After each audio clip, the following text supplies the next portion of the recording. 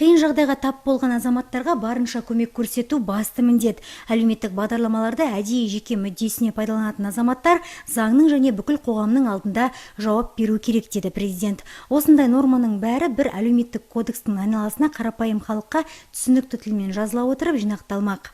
Қазақстан Республикасында әлеуметтік салаға көп көңіл бөлуде. Мемлекеттің жалпы әлемнің басты ұстанымы принципі ол орта тапты қалыптастыру. Сол орта тап негізгі мемлекеттің экономикалық, саяси, демографиялық, әлеуметтік механизм болып табылады. Жолдаудың әлеуметтік салаға қатысты жаңалығы жаңа жылдан бастап елімізде ең төменгі жалақы 42.500 теңгеден 60.000 теңгеге көбеймекші.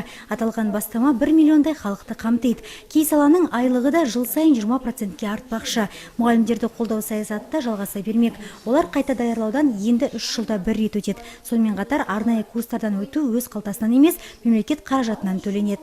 Ең төменгі жалақы 60.000 теңгеге дейін көтерілетіні.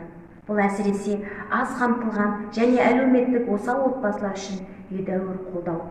Сондай-ақ 800 мектептің орнына 1000 мектеп салу керектігі айтылды.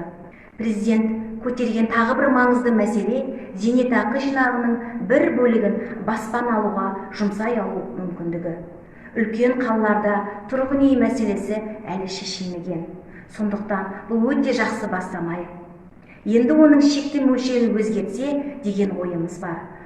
Жолдау жүктеген міндеттерді орындау жауапты органдардың еншісінде, десе де ел дамуына өзіндік үлес қосу әрбір қазақстандықтың парызы. Гүлмира Аманбаева, Дастан Болатов, Берік Манап, Көкше ақпарат.